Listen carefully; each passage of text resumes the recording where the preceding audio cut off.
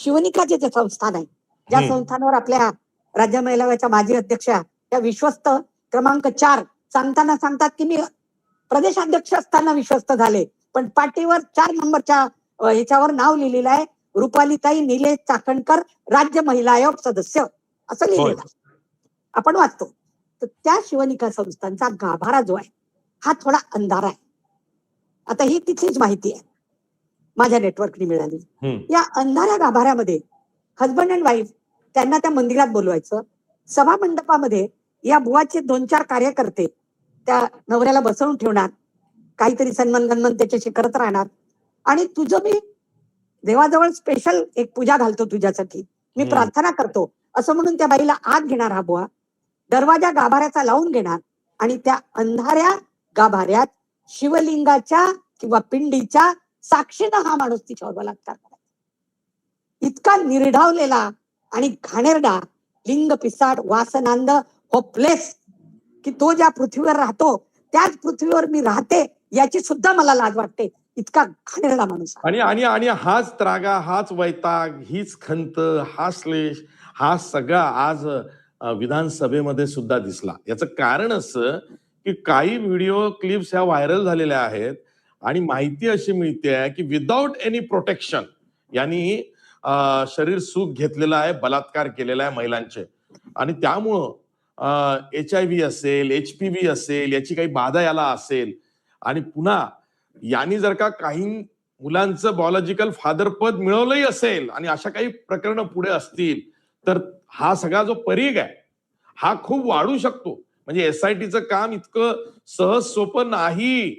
यामध्ये ज्या फसवल्या गेल्या, ज्यांचं शोषण झालेलं आहे त्या प्रत्येकीपर्यंत पोहोचणं SITला वाटतंय, म्हणूनच त्यांनी आज हेल्पलाईन नंबर्स हे जारी केलेले आहेत. आता महत्वाचे 2-3 विषय असे आहेत की ह्या सगळ्या मुली मध्यमवयीन, आपल्या मध्यमवर्गीय, उच्चवर्गीय, अधिकारी, सुशिक्षित, पैसेवाल्या, उद्योगपतींच्या बायका, चांगल्या मोठ्या सर्कलमध्ये वावरणार, ह्या या बुवाच्या यात कशा सापडल्या. याच्यात मी असं मानते की 50% रोल तर हा ग्लॅमरस राजकारणी यांच्याकडे कसे जातात. ग्लॅमरस म्हणजे सर्वार्थाने दिसायला सुंदर, सुंदर तयार होणारे, सुंदर राहणारे, एवढ्या मोठ्या पोस्टवर काम करणारे, सतत CM मंत्री संत्री यांच्यात. म्हणजे जो एक आमदार त्या 5-7 लाखांच्या एका 10 लाखांच्या एका मतदारसंघात निवडून येतो, जवळपास एक आमदार हा 3 लाख मतदारांचा मतदारसंघातून येतो, आणि किमान 1 लाख मतं त्याला मिळू शकतात. म्हणजे तो किती लोकांचा ज्याला म्हणतो आपण आदर्श आहे. बरोबर. He is doing why I should not. म्हणजे आशिष जातोय तर मी का नाही जाऊ असं मला नक्की वाटतं, कारण आशिषचे फॉलोअर्स लाखामध्ये आहे. बरोबर. असं हे ग्लॅमरस राजकारणी त्यांच्याकडे जायला लागले, म्हणून ह्या महिला त्यांच्यापर्यंत जायला लागल्या. हा अर्ध. उरलेला अर्ध हे आहे की पूर्वी म्हणजे एक 10-15 वर्षापूर्वी लालच, लालसा पैशाची, सत्तेची ही फक्त पुरुषाला असायची जास्त. महिलांचा भरणा त्यात कमी होता. जसं हे 50% रिझर्वेशन आलं आणि महिलांना संधी मिळायला लागली, सत्ता मिळवण्याची, पैसे मिळवण्याची, पैसे कमवण्याची. मी पण रुपालीताईंसारखं ग्लॅमरस राहिलं पाहिजे, ग्लॅमरस दिसलं पाहिजे, अजितदादा आणि सुनील तटकरेच्या मध्ये बसलं पाहिजे, ही लालसा मुलींच्या मनामध्ये भाव धरू लागली. आणि कम्पॅरेटिव्हली पुरुषांपेक्षा महिला इमोशनली वीक असतात. तो आमचा इथेच लोचा आहे, हेमिस्फिअर्स मध्येच लोचा आहे तो आमच्या. ह्या इमोशनली वीक असलेल्या महिला. आणि पूर्वी काय असायचं की कौटुंबिक वेळ हा क्वालिटी टाइम आपण एकमेकांना जास्त द्यायचो. आता हा क्वालिटी टाइम डिवाइड झालेला आहे स्क्रीन टाइम मध्ये आणि कुटुंब टाइम मध्ये. सगळ्यांचा स्क्रीन टाइम हा जास्त आहे.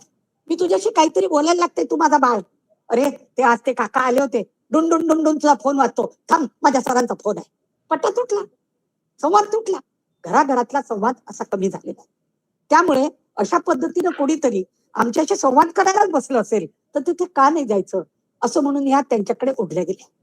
आता त्याच्या पुढची पद्धत अशी की या माणसाकडे औष्णजल होतं, व्हॉट इज उष्णजल, काय आहे बरं उष्णजल, तो सांगतो तुर्कस्थानातलं, काही तुर्कस्थानातलं वगैरे नाहीये, ते कुठलं तरी टुकार कफ सायरप आहे, ज्यात 2 पैकी एक ड्रग आहे.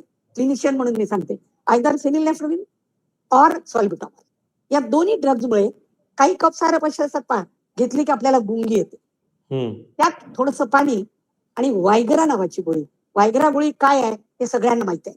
ज्यांना माहिती नसेल त्यांच्यासाठी, की वायगरा नावाची गोळी जर नॉर्मल माणसाने घेतली तर त्याची लैंगिक भावना शतपटीनं, अंडरलाईन, प्रत्येकामध्ये नाही पण काही लोकांमध्ये शतपटीनं सुद्धा वाढू शकते. हा ग्लासमध्ये ते पेय उष्णजल म्हणून त्यांना प्यायला द्यायचा. मी तुमचे दोष दूर करतो.